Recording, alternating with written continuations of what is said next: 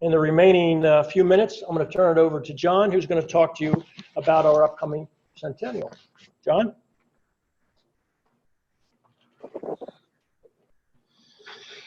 Well, I see about the clock on the wall. I have exactly 1 minute, so we're having our anniversary next year.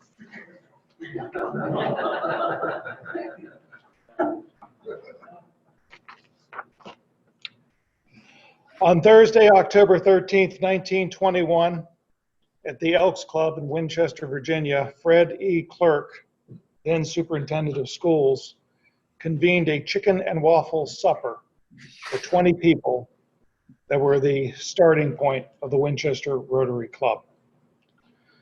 On October 13th, 2021, at a site yet to be determined, we will be convening for a dinner of chicken and waffles and a vegetarian option to celebrate 100 years of being a Rotary Club. I wanted to take this opportunity to share with you my vision for what I would like to see us channel our 100th anniversary. The vision is 100 years back, 100 years into the future. I want us to reflect back on the last 100 years, the good, the bad, the ugly. I want us to figure out what we did right, where we succeeded, where we fell short. I want us to think about, looking back over that time, what we might do better in the future.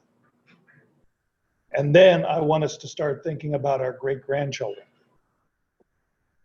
When our great-grandchildren are members of the Winchester Rotary Club, what do we want that club to look like? What is the legacy we want to give to them? And when they look back 100 years, what do we want them to remember about us?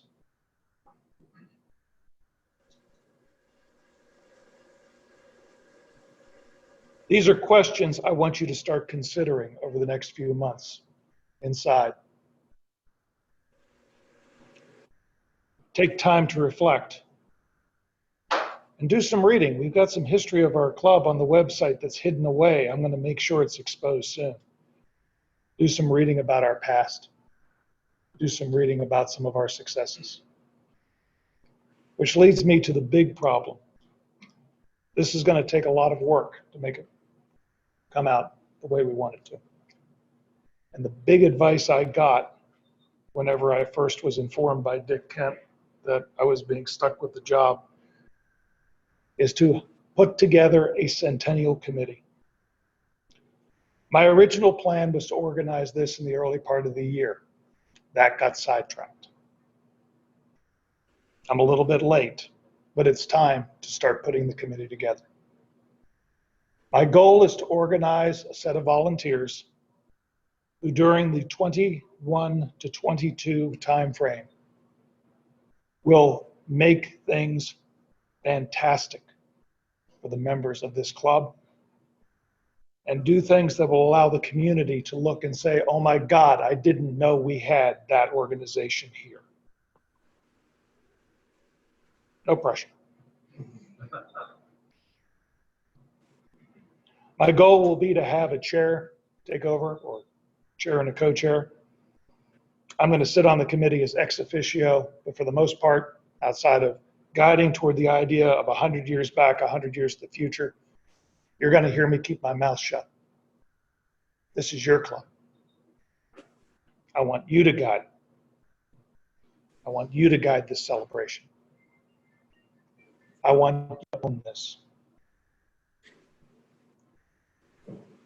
One of the advantages we're going to have by keeping all of this Zoom technology in place is we're going to be able to invite speakers that we normally wouldn't be able to invite. I'm going to encourage the invitation of the upcoming international president, Shekhar Mehta, who is in Calcutta, to see if he can do a presentation to us. And our current president, who is Holger Nach, who's in Germany, he could do a presentation to us via Zoom in honor of the 100 years of this club. I've also gotten in the hip pocket the idea, I don't have a clue if this is going to work, of seeing if we can invite somebody like Melinda Gates to do a talk about our work with polio as part of Rotary. Mark Jacquard to everyone, waffles with Brussels sprouts. Mark, be careful what you ask for. That's going to be your dinner. So what I'd like to do right now is open up the floor. I'd like to ask,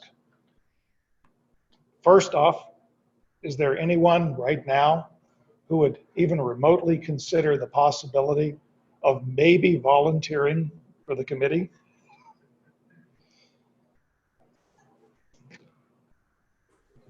Wonderful.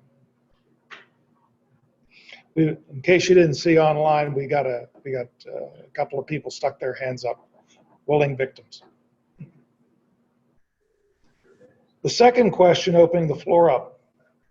Does anyone have any input for me on the ideas that I've laid out? Is there anything you'd like to see that pops into your head? Do you have any criticisms of the idea? I want to hear those whenever I'm president. I do not want to hear attaboys all the time. I want to know what I'm doing wrong so I can fix it. One of the things that impressed me about Rotary in general and about this club in particular, and it being my last one, is that so many things have been started by this club that people have no idea Rotary did. Mm-hmm. And that, to me, is probably the list that would impress most. And there are a lot of them around here. I agree. The comment was that there are way too many projects that were started by Rotary and people don't even know it. That's one of the things we need to document for our community. Make sure they're fully aware. John, you and I had briefly discussed the idea of having a time capsule. Mm-hmm. So that was one thing I wanted to throw out. Yes. Several years ago, Jay Smith bought Dave Kohler's house, right? Wasn't that you? Yep. And while I was club president, 12 and 13, Jay brought what he found in the attic was the original flag for this club. And I have that. So, and it's pretty tattered, but, you know, we could certainly have it on display. Yeah, absolutely. Because I've saved it or preserved it as well as I can, but maybe we can look at ways to preserve it for the long term, for the next time. Absolutely. Well, my dad was president in 1949. I have found his president's pin. It's got a screw thing rather than the screws on the back. Wow. Yeah, that's going to be important, majorly important. Yes, Sven? When I hear that, there are probably a lot of artifacts out there through the last 100 years of the Rotary Club. It maybe makes sense to make a kind of a small museum corner for a year, talking with the Shenandoah Valley Museum. You can maybe make a display for the 100-year Rotary Club in Winchester. There we go. Future committee, are you listening? Yeah. Somebody wants to be the chair. Is somebody taking notes, for God's sake? Oh, good, this is being recorded. Thank God. Thank heaven for technology. Share that one in case you didn't hear. Oh, the idea from Sven to see if the Museum of the Shenandoah Valley could do a display of some of the artifacts that we've captured over the years. And I know that John Huddy, I don't know if he's on the call or not, John Huddy knows that Handley Library has an extensive archive of information about the Winchester Rotary Club socked away, including a bunch of pictures from the past. Come on, keep them coming. Yeah, Roy. Do you think the records are available that we could assemble the amount of money that we have raised and put back into the community project? I would hope so, but I'm not going to hold my breath. We could find out how far back the records were retained. But when I was treasurer, I found out that there is a kind of a cutoff point just because of the sheer volume of data that would be involved. But that might be worth exploring to see if we can get as much of it as we possibly can. I do know from looking at historical records that the amount of money accelerated in recent years. So the last 20 years probably represents 70% of the money in absolute dollars over the entire time. Now, that doesn't allow for inflation to kick in, but yeah. But a good idea. I would love to be able to do that. Come on, keep them coming. I love this.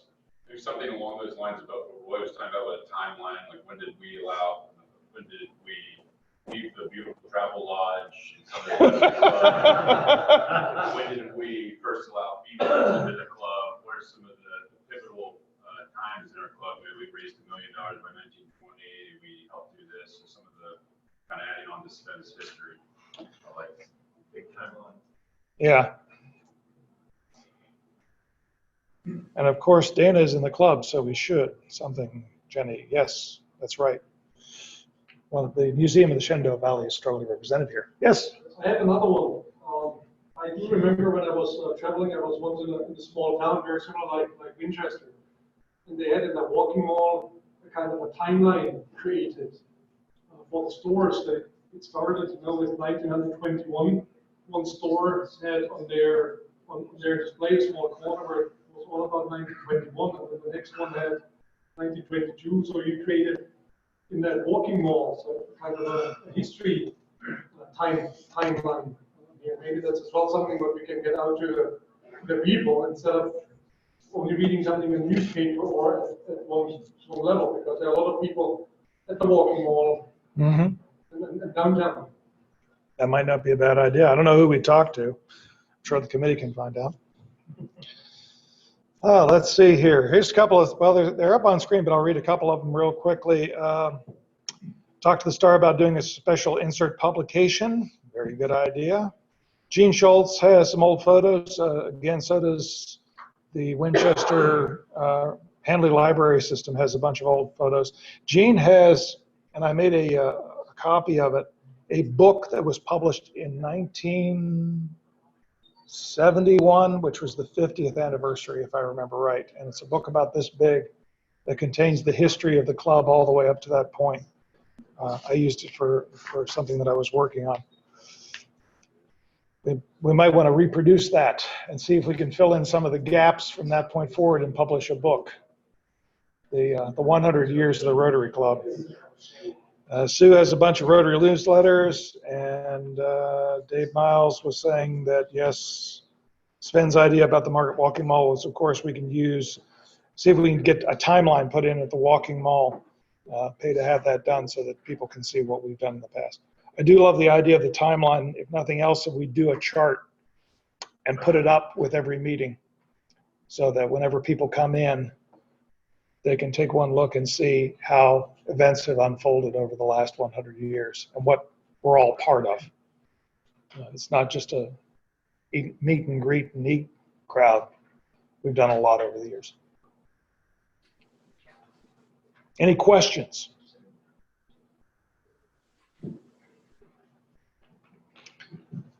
All right, being 4 till, I'm going to turn the meeting back over to Dick Kent. I appreciate your attention. I appreciate your assistance, your cooperation. We're going to make 2021 one heck of a blowout year.